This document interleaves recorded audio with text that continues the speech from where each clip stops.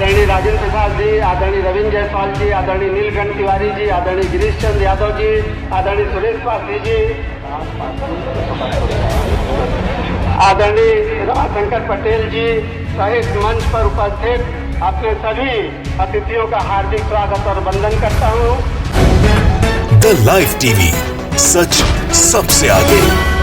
उत्तर प्रदेश में भारतीय जनता पार्टी की हालत पतली होती जा रही है। तमाम केंद्रीय मंत्रियों को लगाया गया है, तमाम बड़े दिग्गजों को लगाया गया है कि कम से कम उत्तर प्रदेश को फतह करना है, लेकिन हालात ये हो चुके हैं कि उत्तर प्रदेश के इन तमाम दिग्गजों को सुनने को कोई तैयार नहीं है। तमाम जो सभाएं की जा रही हैं, रैली की जा रही है, वहां पर कुर्सियां खाली रहती नजर आती हैं और इन सब के बीच जो जनता है वो बीच भाषण से उठती और भागती हुई नजर आती है, क्योंकि वो समझ चुकी है जो तमाम दावे और वादे मंच से खड़े होकर किए जा रहे हैं वो कोरे झूठ है। और यही देखने को मिला तब जब जौनपुर में भी राजनाथ सिंह की रैली के दौरान कुर्सियां खाली थी और खाली कुर्सियों को ही राजनाथ सिंह ने अपना भाषण सुना दिया। नमस्कार, मैं हूं प्रज्वल गौतम और आप देख रहे हैं द लाइव टीवी। दरअसल उत्तर प्रदेश में हालात कितने खराब होते जा रहे हैं भारतीय जनता पार्टी के लिए, इसका अंदाजा इसी बात से लगा सकते हैं कि तमाम जो सर्वे निकलकर सामने आ रहे हैं वो बताते हैं कि भारतीय जनता पार्टी की एक बार फिर से सत्ता वापसी मुश्किल ही नहीं नामुमकिन होती हुई नजर आ रही है। वो सर्वे भी आपको दिखाएंगे आगे जाकर, लेकिन उससे पहले आपको दिखाते हैं कि किस तरह से जगह जगह फजीहत हो रही है। प्रधानमंत्री नरेंद्र मोदी की, गृह मंत्री अमित शाह की, जेपी नड्डा पहुंचते हैं, भारतीय जनता पार्टी के राष्ट्रीय अध्यक्ष जेपी नड्डा वो पहुंचते हैं, उनके दौरान, उनके भाषण के दौरान, उनकी रैली के दौरान, तो वहीं अब राजनाथ सिंह के साथ भी कुछ ऐसा ही हुआ। सबसे पहले जो ताजा तस्वीर निकलकर सामने आई है वो देख लीजिए। ये जौनपुर की तस्वीर है। दरअसल जौनपुर में राजनाथ सिंह पहुंचे थे, देश के रक्षा मंत्री हैं, पूर्व मुख्यमंत्री उत्तर प्रदेश के, वो पहुंचे थे। उनको लगा था कि मैं तो दिग्गज आदमी हूं, तो लोग मुझे सुनने आएंगे, भारतीय जनता पार्टी के तमाम जो वादे किए गए हमने पूरे किए। उनको लगता है ऐसे। वो बात अलग है कि धरातल पर कितने उतरे इतना और आप और हम जानते हैं और उत्तर प्रदेश की जनता जानती है। तो उत्तर प्रदेश की जनता ने वही किया, सच का साथ दिया। जैसे ही राजनाथ सिंह मंच पर खड़े होकर भाषण देने लगे, वहां नजर आई खाली कुर्सियां। लेकिन इस दौरान तमाम तरह की जो तस्वीरें दिखाने की कोशिश गोदी मीडिया की तरफ से की गई थी वो कोरी झूठ साबित हुई है। वो कैसे साबित हुई? क्योंकि आपने तमाम देखी होंगी तस्वीरें निकलकर सामने आई जौनपुर में कि राजनाथ सिंह बोल रहे थे, अथाह भीड़ थी, लोग सुनने को ललायत थे, लेकिन ऐसा कुछ नहीं था। सच्चाई अब हम आपको दिखाने जा रहे हैं। पहले जौनपुर की ये तस्वीर देख लीजिए। जौनपुर के टीडी कॉलेज में जहां पर ये रैली की गई, जहां जनसभा थी राजनाथ सिंह की, वहां कितनी अथाह भीड़ है आप इससे अंदाजा लगा लीजिए। और इसी से संकेत मिलता है आने वाले दिनों में उत्तर प्रदेश में भारतीय जनता पार्टी का क्या हाल और क्या हश्र होने जा रहा है। पहले वीडियो देखिए। आदरणीय राजेंद्र प्रसाद जी, आदरणीय रविंद्र जायसवाल जी, आदरणीय नीलकंठ तिवारी जी, आदरणीय गिरीश चंद्र यादव जी, आदरणीय सुरेश पासी जी, आदरणीय रमाशंकर पटेल जी सहित मंच पर उपस्थित अपने सभी अतिथियों का हार्दिक स्वागत और वंदन करता हूँ। मित्रों, बहुत समय न लेते हुए मैं सर्वप्रथम अपने सम्मानित प्रदेश अध्यक्ष जी, जो हम सब कार्यकर्ताओं के मार्गदर्शक हैं। तो देखा आपने, जौनपुर की यह तस्वीर है जहां पर राजनाथ सिंह रैली को संबोधित कर रहे थे, भाषण दे रहे थे और इस दौरान कुर्सियां खाली पड़ी हुई थी। और केवल राजनाथ सिंह नहीं है, तमाम हमने वीडियोस पहले भी आपको दिखाई। आपको याद होगा जेवर एयरपोर्ट का जब शिलान्यास करने पहुंचे थे प्रधानमंत्री नरेंद्र मोदी, वैसे तो आपको भी मालूम है कि भाड़े पर बुलाई जाती है भीड़ भारतीय जनता पार्टी के दिग्गज नेताओं के जनसभाओं में और रैली में, और ऐसा ही कुछ जेवर एयरपोर्ट पर हुआ था। उसका शिलान्यास किया जा रहा था, तमाम तरह के दावे किए जा रहे थे, लेकिन जो महिलाएं, जो स्थानीय महिलाओं को बुलाया गया था, खींच कर बुलाया गया था कि कम से कम प्रधानमंत्री को एक बार सुन तो लीजिए। जैसे ही प्रधानमंत्री ने अपना भाषण शुरू किया, बीच में ही वो महिलाएं जाती नजर आई। वो वीडियो भी एक बार देखिए। पहले किसानों की जमीनों को लेकर जिस तरह की गड़बड़ियां होती थी, उसे वो भी प्रोजेक्ट की देरी में बहुत बड़ा रोड़ा बन जाती थी। यही आसपास पहले की कुछ याद ताजा हुई आपकी? एक और वीडियो आपको दिखा देते हैं। जेपी नड्डा पहुंचे थे कानपुर, निराला नगर में उनकी जनसभा थी, खाली कुर्सियों को ही उनको भाषण सुनाना पड़ा। वो भाषण देते रहे, कुर्सी खाली पड़ी रही, कोई सुनने तो छोड़िए, देखने तक नहीं आए कि हालात क्या है। वीडियो देख लीजिए। मित्रों, कार्यकर्ता कैसा होता है और कार्यकर्ता किस प्रकार का होता है? पहले कार्यकर्ता सदस्य बनता है, फिर कार्यकर्ता बनता है और बूथ अध्यक्ष बनता है। मैं इटावा के गांव में, इटावा जनपद में सहरई के एक गांव में गया था मित्रों।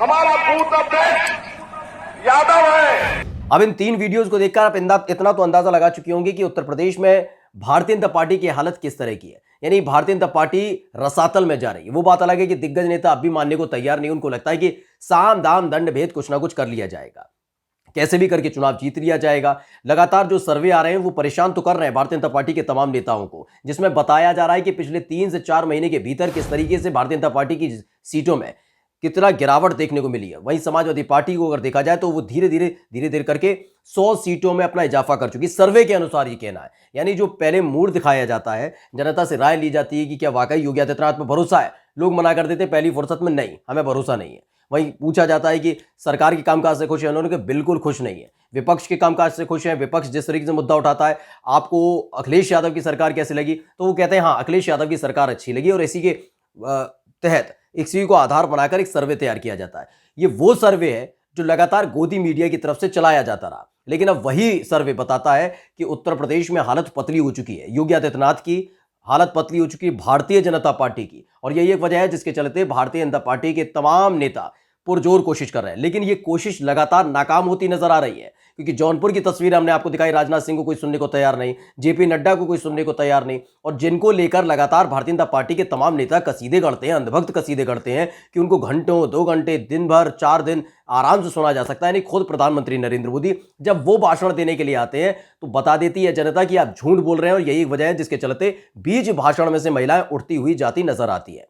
खैर, इन सब के बीच अब भारतीय जनता पार्टी को करना क्या है? भारतीय जनता पार्टी को कुछ ऐसा करना था जिससे वो लगातार सत्ता में आती रही और राजनीति करती रही, यानी हिंदू मुसलमान, और उसी पर अब भारतीय जनता पार्टी उतर आई है। बिल्कुल सही कह रहे हैं जो आप सुना, बिल्कुल सही सुना है, क्योंकि आरएसएस प्रमुख मोहन भागवत जो लगातार तमाम तरह के बयान देते रहे थे, लेकिन इस बीच अब उन्होंने एक बयान दे दिया है।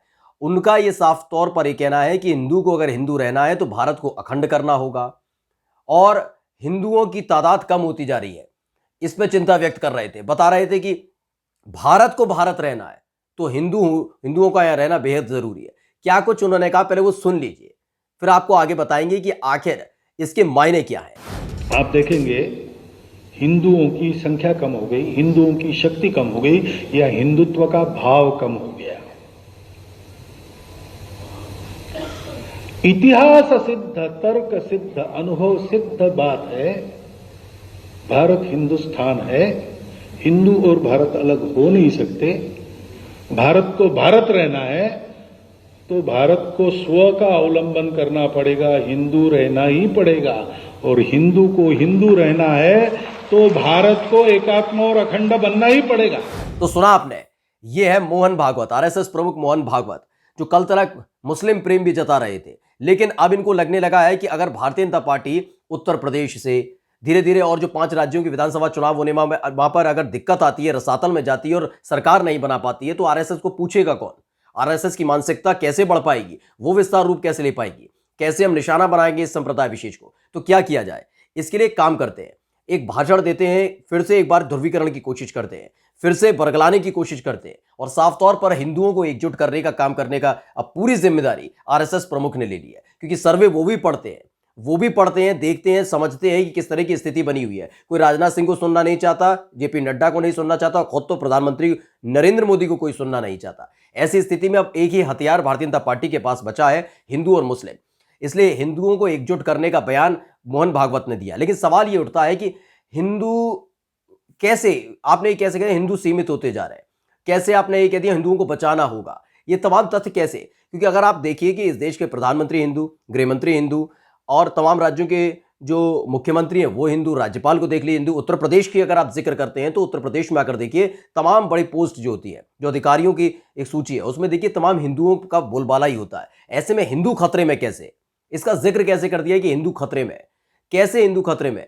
और जो संविधान की प्रस्तावना है उसके अनुसार अगर देखा जाए तो उसकी तो धज्जियां उड़ाते ही रहते हैं ये, क्योंकि वहां तो हिंदू मुस्लिम सिख ईसाई का जिक्र है ही नहीं, वहां हिंदुस्तानियों का जिक्र है, भारतवासियों का जिक्र है। लेकिन चुनाव में जीतने के लिए वो संविधान को भी दरकिनार कर दिया जाता है। यही वजह है जिसके चलते अब जब सर्वे निकलकर सामने आए, कोई सुनने को तैयार नहीं, तो आरएसएस प्रमुख सामने आए मोहन भागवत। उनका साफ तौर पर कहना है कि हिंदुओं को अगर हिंदू रहना है तो भारत को अखंड रहना होगा और हिंदुओं को बचाना होगा, यानी खतरे में है हिंदू, जो सीमित होते जा रहे हिंदू उनको बचाना होगा।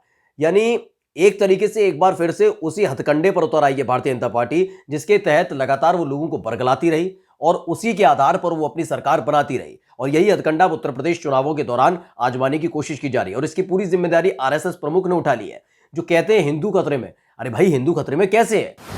तमाम राज्यों में जाकर देखिए, मुख्यमंत्री आपके हिंदू होते हैं, प्रधानमंत्री हिंदू हैं, तो हिंदुओं को खतरा किस बात का है? यानी कि सबसे बड़ी आबादी जिस देश में हिंदुओं की है, वहां खतरा बता रहे हैं उनको, वो भी तब जब चुनाव बिल्कुल सर पर है। यानी खतरा हिंदुओं को नहीं है, साफ तौर पर आप समझ लीजिए खतरा भारतीय जनता पार्टी को है। भारतीय जनता पार्टी की नीतियों से जो लोग परेशान हो चुके हैं, वो सीधे तौर पर भारतीय जनता पार्टी की तरफ देखना तक नहीं चाहते।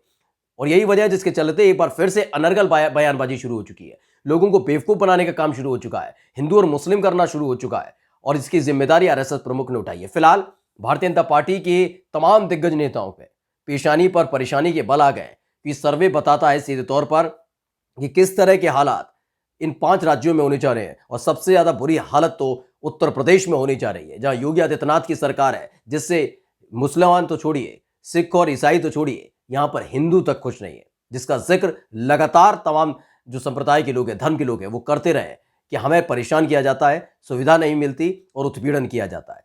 यानी कि जो बात लगातार कही जाती रही है कि अब वापसी तय है, यानी अलविदा होने वाले उत्तर प्रदेश के मुख्यमंत्री योगी आदित्यनाथ, भारतीय जनता पार्टी की विदाई होने वाली उत्तर प्रदेश से, वो सच साबित होती जा रही है। नमस्कार। द लाइव टीवी, सच सबसे आगे।